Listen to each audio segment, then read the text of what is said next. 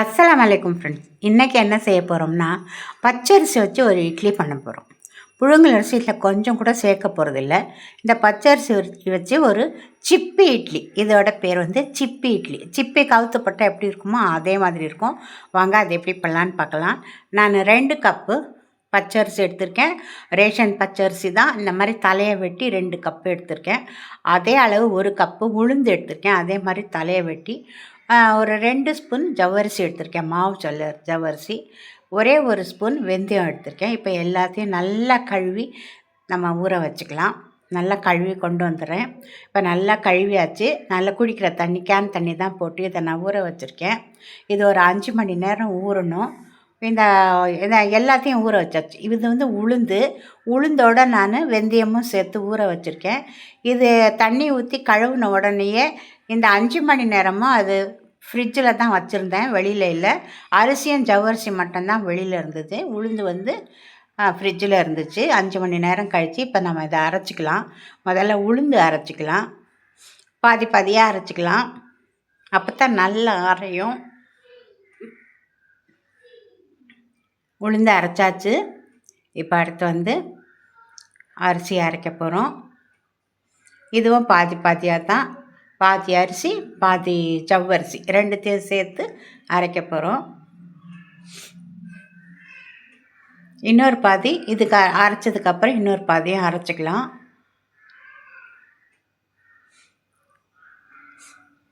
அரிசியும் அரைச்சாச்சு.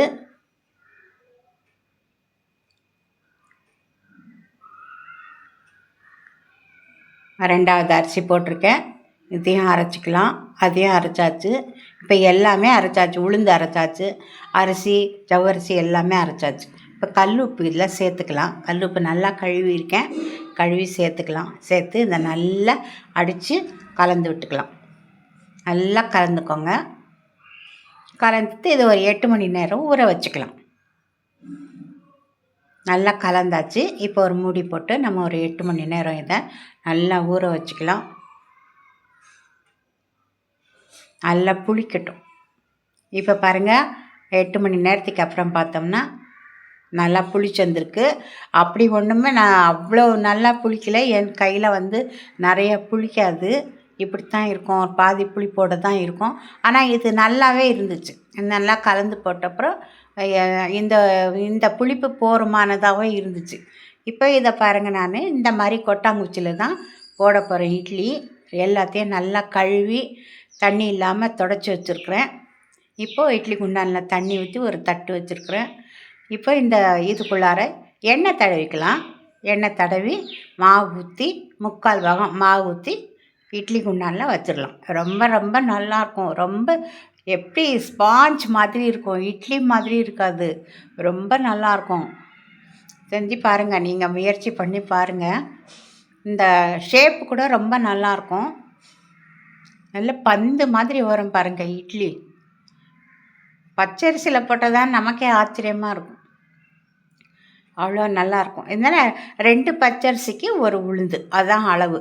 கொஞ்சமாக வெந்தயம், கொஞ்சமாக ஒரே ஒரு பிடி அளவுக்கு ஜவ்வரிசி, அவ்வளோதான் போகிறோம்.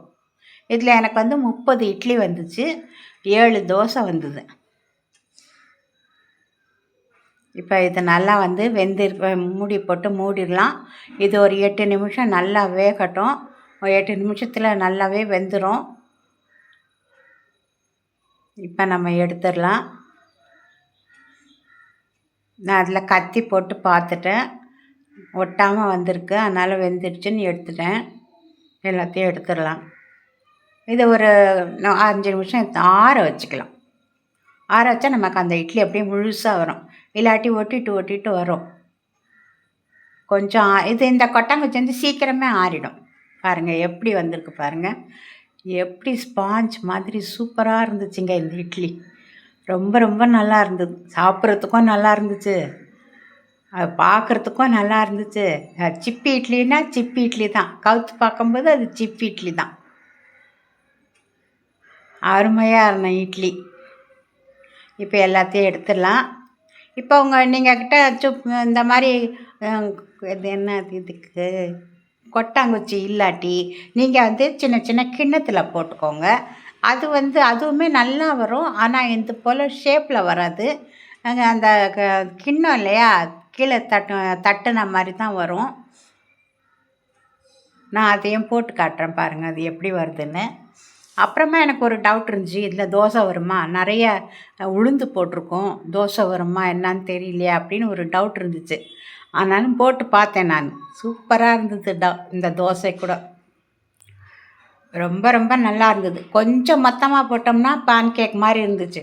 கொஞ்சம் மெல்லிசாக போடும்போது அப்படியே பேப்பர் ரோஸ்ட் மாதிரி செம்மையாக இருந்தது. இப்போ பாருங்கள், நான் கிண்ணத்தில் போட்டு காட்டுறேன். இந்த மாதிரி கிண்ணம் எடுத்துக்கோங்க, சின்ன சின்னதாக.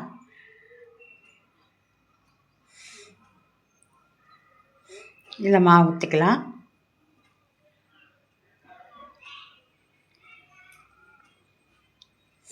இதை மூடி போட்டுடலாம். இந்த ஒரு 7-8 நிமிஷத்தில் நல்லா வெந்துடும்.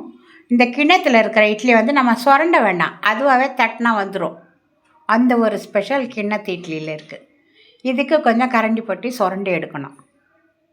இதை பாருங்கள், அதே போட்டாச்சு. அதுவுமே நல்லா சாஃப்டாக தான் இருக்குது, ஆனால் ஷேப் மட்டுமே தான் மாறி இருக்குது. அவ்வளோதாங்க, பச்சரிசி இட்லி அருமையாக வந்துருச்சு. இதுக்கு நான் கேப்சிகம் குழம்பு பண்ணியிருந்தேன், அதை தான் போட்டுக்கிட்டேன். ஆனால் எல்லா சாம்பாரும் எல்லா சட்னியும் இந்த இட்லிக்கு ரொம்ப ரொம்ப நல்லாயிருக்கும். புதினா சட்னி அல்டிமேட்டாக இருக்கும். கண்டிப்பாக செஞ்சு பாருங்கள். பிடிச்சிருந்தா லைக் பண்ணுங்கள், ஷேர் பண்ணுங்கள். இப்போ தோசை போடுறேன் பாருங்கள். அதுவுமே ரொம்ப நல்லா இருந்துச்சு. சுத்த வராதுன்னு நான் நினச்சேன், நிறையா உளுந்து இருக்குது அப்படின்னு. அதனால் நல்லாவே சுத்த வந்தது. சூப்பராக இருந்துச்சு. தோசையும் டேஸ்ட்டும் ரொம்ப நல்லா இருந்துச்சு. எடுக்கிறதுக்கு ரொம்ப நல்லா இருந்துச்சு. நம்ம இட்லி மாவில் தோசை சுட்டோம்னா கொஞ்சம் எனக்கு கஷ்டமாக தான் எடுக்க வரும். அங்கங்கே கொஞ்சம் கருப்பாக ஆயிரும், கொஞ்சம் கொஞ்சமாக பிஞ்சிரும். இது சரியாக வந்தது, நல்லா எடுக்க வந்தது. ரொம்ப நல்லா இருந்துச்சு. கண்டிப்பாக பச்சரிசியை வேஸ்ட் பண்ணாமல் இதே மாதிரி தோசை இட்லியெல்லாம் செஞ்சு பார்த்துக்கோங்க. ரொம்ப நல்லா இருந்துச்சு. அப்புறம் இதுக்கும் நான் அந்த கேப்சிகம் குழம்பு தான் வச்சு தொட்டு சாப்பிட்டோம். ஆனால் இதுக்கு கதம்ப சட்னி ரொம்ப நல்லாயிருக்கும், புதினா சட்னி ரொம்ப நல்லாயிருக்கும். இந்த பருப்பு இல்லாமல் ஒரு சாம்பார் வைக்கிறோம்ல, அது கூடவே ரொம்ப நல்லா இருந்துச்சு. நீங்கள் எது வேணாலும் இதில் கூட வச்சு சாப்பிட்றலாம். பாருங்கள், திருப்பி போட்டதும் அந்த கலர் ரொம்ப நல்லா வந்தது பாருங்கள். இதுக்கு மேலே நான் இது கொஞ்சம் மொத்தமாக போட்டேன் தோசை. இதுக்கப்புறம் நல்லா மெல்லிசாக வருதா பார்க்கலான்னு அதையும் ட்ரை பண்ணிட்டேன். இந்த பாருங்கள், மெல்லிசாக போட்ட தோசை இது. அப்படியே மொறுன்னு கத்தி மாதிரி இருந்துச்சு. நல்லா இருந்துச்சு. இது டேஸ்ட்டும் நல்லா தான் இருந்தது, அது எடுக்கிறதுக்கும் நல்லா தான் இருந்தது. கண்டிப்பாக நீங்களும் செஞ்சு பாருங்கள். சிப் இட்லி மறக்காமல் செஞ்சு பாருங்கள். ரொம்ப நல்லா இருந்துச்சு. ரொம்ப சாஃப்டாக மெதுவாக உள்ளே இறங்குறதே தெரியாமல் இருந்தது. தொண்டைக்குள்ளே எப்படி இறங்குறதுன்றதே தெரியல. ரொம்ப நல்லா இருந்துச்சு. கண்டிப்பாக நீங்கள் செஞ்சு பாருங்கள். இப்போ தான் புதுசாக பார்க்குறீங்கன்னா என் சேனலை சப்ஸ்கிரைப் பண்ணி பாருங்கள். அஸ்ஸலாமு அலைக்கும் வரஹ்மத்துல்லாஹி வபரகாத்துஹு.